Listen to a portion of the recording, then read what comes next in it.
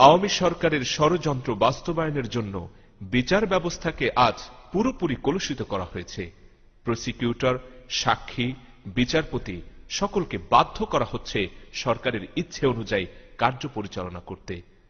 আল্লামা দেলাওয়ার হোসেন সাঈদীকে বানানো হয়েছে দেলোয়ার শিকদার। জাজরা প্রথমে উঠেই বলেছেন যে আমরা দেলোয়ার হোসেন সাঈদীর বিচার করছি না, আমরা বিচার করতেছি দেলু শিকদারের। আমরা সেই দেলোয়ার হোসেন সাঈদীর বিচার করছি না যিনি সংসদে দুইবার এমপি এবং উনি একজন খ্যাতনামা মুফাসসিরে কোরআন। That's fine, very good introduction. এখন আসেন, প্রশ্নটা হচ্ছে যে আসলেই এই দেলোয়ার হোসেন সাঈদী কি আসলে দেলোয়ার শিকদার কিনা? আপনি একটা জেনারেল মানে কমন সেন্সেই দেখেন, যদি এটা বোঝার জন্য খুব বড় লিগ্যাল এক্সপার্ট হওয়ার দরকার নেই। যদি এইটা দেলোয়ার হোসেন সাঈদী যদি ঠিক দেলু শিকদার না হয়, তাহলে দেলোয়ার হোসেন সাঈদীর উপরে যে জাজমেন্ট দেওয়া হয়েছে এটা 100% ইনজাস্টিস। এটা ঠিক কিনা? ভেরি বেইনসাফ একটা কাজ। এখন আমার তথ্য যা বলে, একজন লয়ার হিসেবে আমি স্টাডি করেছি, উইটনেস স্টেটমেন্ট গুলো দেখেছি, আমার কাছে ফুল জাজমেন্ট আছে এবং সবগুলা মানে এক্সিবিট আছে আমার কাছে। If you want I can show. Number one হচ্ছে যে ডিফেন্স লয়ার যে স্টেটমেন্ট গুলো দিয়েছে, নাম্বার ওয়ান হচ্ছে দেলোয়ার হোসেন সাঈদী 1940 সালে জন্মগ্রহণ করেন। 1945 সালে তার বোনের বিয়েতে দেলোয়ার হোসেন সাঈদীর বাবার নাম ইউসুফ সাঈদী হিসাবে স্পষ্ট লেখা, এটা দেওয়া হয়েছে। 1957 সালে দেলোয়ার হোসেন সাঈদী দাখিল পাশ করেন শর্ষিন আলিয়া মাদ্রাসা থেকে, এবং ওনার যে সার্টিফিকেটটা, অরিজিনাল যে সার্টিফিকেটটা, আপনি জানেন যে আমাদের এসএসসি এবং দাখিলের সার্টিফিকেটটা বার্থ সার্টিফিকেট হিসেবে গণ্য হয়, যেহেতু ওই সময় কোনো বার্থ রেজিস্ট্রেশন নাই। সেখানে ক্লিয়ারলি বলা আছে উনি দেলোয়ার হোসেন সাঈদী এবং ওনার বাবা হচ্ছে মোহাম্মদ ইউসুফ সাঈদী। তারপরে দেখেন 1971 সালের পর থেকে শুরু করে 1972 সালে উনি তাফসির করেন সর্বপ্রথম, এবং সেটা ফিরোজপুরের টাউন হলে। সেখানে উনি প্রধান অতিথি ছিলেন দেলোয়ার হোসেন সাঈদী হিসাবে। 1974 সালে উনি হজে যান, ওনার হজের পাসপোর্টটা হচ্ছে দেলোয়ার হোসেন সাঈদী। আপনার আমাকে just less than 1 minute I will take. Then 1973 সালে উনি ঢাকা টিএনটি কলোনিতে প্রধান অতিথি হিসাবে একটা তাফসির করেন, সেখানে উনি দেলোয়ার হোসেন সাঈদী। 1972 সালে পাবনাতে মুক্তিযোদ্ধারা তাকে নিয়ে প্রধান অতিথি করে একটা মানে সমাবেশ করে, তাফসির মাহফিল করে, সেখানে 21 বার ওনাকে তপধ্বনি দিয়ে অনার দেওয়া হয়, সেখানে উনি দেলোয়ার হোসেন সাঈদী। তারপর থেকে আজ পর্যন্ত উনি দেলোয়ার হোসেন সাঈদী হিসেবে আছেন। এখন আমার পরিষ্কার বক্তব্য যে যদি দেলোয়ার হোসেন সাঈদী দেলোয়ার শিকদার না হয়, তাহলে ওনার উপরে যে বেইনসাফি করা হচ্ছে, এবং এই বেইনসাফির কারণে বাংলাদেশে যাদের প্রাণ গেল এবং ভবিষ্যতে আরো যা হবে, এর দায় দায়িত্ব সবটুকুই সরকারকে নিতে হবে। শাহবাগ ফাঁসি দিতে বললেন, কোর্টও ফাঁসি দিয়ে দিলেন, বিষয়টা এমন দাঁড়িয়ে গেল। আমি একটু আসতে চাই যে দেলোয়ার হোসেন সাঈদীর অপরাধটা কি। এখানে দুইটি বিষয়ে তারা আমলে নিয়েছে, 20টির বিষয়ে 12টি তারা বাতিল করে দিয়েছে, 8টি তারা আমলে নিয়েছে। 8টির মধ্যে 6টিতে তারা কোনো শাস্তি দেয়নি, 2টিতে তারা শাস্তি দিয়েছে। এখন এই 2টি ঘটনা কার দ্বারা সংঘটিত হয়েছে পরিষ্কার ভাষায় ওখানে আছে। সেখানে আছে দেলোয়ার হোসেন শিকদার ওরফে দেলু শিকদার নামে একজন রাজাকার ছিলেন, কুখ্যাত রাজাকার ওই এলাকায়, তিনি এই ঘটনাটি ঘটিয়েছেন। এটা বুঝতে হবে। দেলোয়ার হোসেন শিকদার ওরফে দেলু শিকদার, তার বাবার নাম হইল রসুল শিকদার, তিনি বিশাব আলী এবং ইব্রাহিম কুটি হত্যা মামলায় জড়িত। এখন এখানে কি হলো, এই কুখ্যাত রাজাকারের নাম এসে হলো সাঈদী সাহেবের ক্ষেত্রে। তার বাবার নাম কি? দেলোয়ার হোসেন সাঈদী, ইউসুফ সাঈদী। দেখেন এখানে কিন্তু নামের কোনো মিল নাই এবং ঘটনায়। আমি বরিশাল ডিভিশনের কমান্ডার তৎকালীন, আমার জানার কথা ছিল। আমি না জানলেও হয়তো ছোট মোটো জিনিস আমার সবকিছু জানা সম্ভব নয়। আমি পিরোজপুরের ডিস্ট্রিক্ট কমান্ডার আপনার জানা নুরুজ্জামান বাবুল জিজ্ঞাসা করেছি, মেজর জিয়াউদ্দিন যার বাড়ি পিরোজপুরের মুক্তিযোদ্ধা, তাকে জিজ্ঞাসা করেছি, মুক্তিযোদ্ধা বাতেনকে জিজ্ঞাসা করেছি, মুক্তিযোদ্ধা মুনানকে জিজ্ঞাসা করেছি, এই সাঈদীটাকে হঠাৎ করে এটা কোথেকে জানাইলো। তারা আমাকে বলেছে যে হি ওয়াজ নট এ রাজাকার। যেটা সাঈদীর ব্যাপারটাই যদি আমরা ধরি, সাঈদীর ব্যাপারে বলছে রাজাকার। শাহজাহান ওমর মুক্তিযুদ্ধের বিরাট কমান্ডার, বীর প্রতীক পাওয়া লোক, সে বলছে আমার তালিকাতেই তার নাম নেই। পাকিস্তান থেকে পালিয়ে এসে মুক্তিযুদ্ধ করেছেন, সুতরাং তার ওখানকার সবার নাম নেই তার।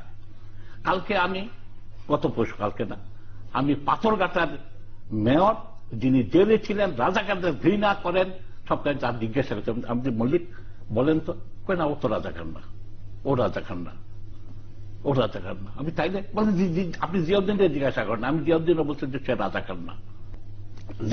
এই সাইদি সম্পর্কে বলা হয়েছে সে ফয়জুর রহমান অর্থাৎ হুমায়ুন আহমেদের বাবাকে হত্যা করেছে। হুমায়ুন আহমেদের মায়ের লেখা বইতে কোথাও তার নাম নাই। জাফর ইকবাল কোন সাক্ষী দেয় বলতে আমাকে ডাকে নেই, না ডাকলে আমার নৈতিক দায়িত্ব আছে হয় যে বলা সে আমার বাপের হত্যাকাণ্ডের সাথে যুক্ত ছিল। এটা কি সাইদির ব্যাপারে না কাদের মোল্লার ব্যাপারে? সাইদির ব্যাপারে, কাদের মোল্লারটা পরে আসবো। সেটা সে যুক্ত ছিল, আমি মনে করি সে করি। আমি অমুকের সাথে আমার 16 বছর তখন বয়স ছিল, আমি বড় ভাইকে হুমায়ুন আহমেদকে খবর দিয়ে ঢাকায় আসতেছিলাম, এই শুনেছিলাম ইত্যাদি ইত্যাদি। অর্থাৎ এটা কিন্তু মাও তো বেঁচে আছে না, মাও তো বই লিখেছেন, বইতে নাম নাই। এই জন্যই সন্দেহটা করে। আমি বিষয়টা একজন মুক্তিযোদ্ধা হিসেবে খুঁজে দেখবার চেষ্টা করেছি।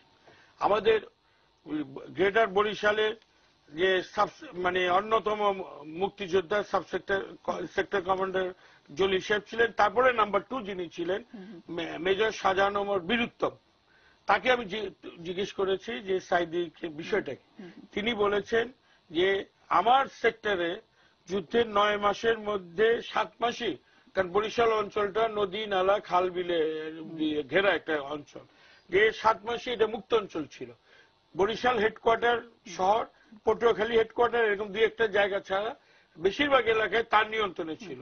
তিনি কোথাও কোনো রাজাকার পিস কমিটির লোকজন এগুলিকে কোথাও তিনি থাকতে দেন নাই। আর তিনি বলেন যে এই নামে কারো একটা ইম্পর্টেন্ট কারোর কথা আমি শুনি নাই। এবং তিনি বলছেন আমি শুধু না, আমার সেক্টরে অন্যতম আরেকজন মুক্তিযোদ্ধা যিনি আওয়ামী লীগের পক্ষে, আওয়ামী লীগের দলের এখন সাথে রাজনীতি করছেন, মেজর জিয়াউদ্দিন, যিনি সুন্দরবন এলাকায় সম্প্রতি আহত হয়েছিলেন, আমরা সেই জিয়াউদ্দিনকে তিনি জিজ্ঞেস করেছেন। জিয়াউদ্দিন সাহেব বলেছেন যে সাইদি নামে এই ধরনের বড় কোন রাজাকার ছিল। 1971 সালের মুক্তিযুদ্ধ চলাকালীন সময় আমরা বাড়ি থাকি, জ্যৈষ্ঠ মাসের মাঝামাঝি বাড়ি থাকি। তখন আমার বড় ভাই অসুখ অবস্থায় আমরা নিয়ে থাকি ঘরে। থাকার পরে শুনি চিৎকার টের পাই, মিলিটারি টের পাওয়ার পরে আমরা, আমার মা আর আমরা বাগানে যাই আমার বড় ভাইকে ঘরে রাখি। যাওয়ার পরে আমরা আড়ালে বসে দেখি যে 15-16 জন মিলিটারি আসছে, তার সাথে দেশীয় মানুষের সঙ্গে কয়েকজন রাজ্জাক, সেকেন্দার শিকদার, দানেশ মোল্লা, গনি গাজী, মুসলিম মৌলানা ও মহাসিন ও মমিন ও মুন্সি এইটা ছিল। তার সাথে কেউ ছিলেন না, তার সাথে কেউ ছিলেন না। যদি কেউ আসতো তাহলে তাকে চিনতাম। সাইদি সাহেব ছিলেন না, তারাই ভালোভাবে আমরা চিনি। তার শ্বশুরের দোকান ছিল পারহাট কাপড়ের দোকান, সেইখানে বসে তার সাথে আমরা, আমাদের পরিচয় আছে। সে যদি আসতেন তাহলে আমরা ভালোভাবে চিনতাম। সে ছিলেন না, তারে আমরা দেখি। পিরোজপুরের উমেদপুরের একজন সাধারণ কাঠমিস্ত্রি সুখরঞ্জন বালি 71 সালে বড় ভাই বিশাব আলী শহীদ হন। স্ত্রী সন্তান নিয়ে ভালোই দিন কাটছিল তার। মানবতা বিরোধী অপরাধের অভিযোগে আটক মাওলানা দেলোয়ার হোসেন সাইদির বিপক্ষে জবানবন্দি দিতে সরকার সাক্ষী করে তাকে, কিন্তু ট্রাইব্যুনালে না আসায় পুলিশের কাছে তার দেয়া বক্তব্যকেই সাক্ষ্য হিসেবে নেয় আদালত। গত 4 নভেম্বর দিগন্তকে দেয়া এক সাক্ষাৎকারে সুখরঞ্জন বালি জানান আদালতে তিনি সত্য কথা বলতে চান। মিথ্যা কথা তারা বলার জন্য চেষ্টা করছে, আমি মিথ্যাটা বলতে পারবো না, সেই জন্য আনেনি। বলছে সাইদি সাহেব ছিল, এই কথা বললো। আমি ছিল না, আমি বলতে পারবো না, আমি মিথ্যাটা যারা আমি দেখিনি আমার বাড়ি, কি হয়ে আমি বলবো। 5 নভেম্বর ট্রাইব্যুনালের গেইটে তিনি ডিবি পুলিশের হাতে আটক হন বলে দাবি করে আসামি পক্ষের আইনজীবীরা। প্রকাশ্য দিবালোকে সকাল 10:15টার সময় ট্রাইব্যুনালের গেট থেকে লয়ারের গাড়ি থেকে সাক্ষীকে নিয়ে বেমালুম অস্বীকার করা হবে। যদি লয়ারকে নিয়ে তারা অস্বীকার করে, এটা বিচিত্র কিছু। কিন্তু সরকার পক্ষ জানায় মাওলানা সাইদি সম্পর্কে পুলিশের কাছে সাক্ষ্য দেওয়ার পর গত 6 মাস ধরেই নিখোঁজ তিনি। সুখরঞ্জন বালিকে গত মার্চ মাস থেকেই বাড়ি থেকে বের হয়ে যাওয়ার পর পাওয়া যাচ্ছে না, সেই মর্মে তার পরিবারের পক্ষ থেকে জিডিএনটি দায়ের করা হয়েছে। শোকে মাতম করছে সুখরঞ্জন বালির স্ত্রী। তিনি বলছেন তার স্বামী সত্য সাক্ষ্য দিতে 3রা নভেম্বর ঢাকায় যান, এরপর আর ফিরে আসেননি। ঢাকা গেছে 3 তারিখ, এবার সোমবার গেছে বলে সাক্ষী দিতে।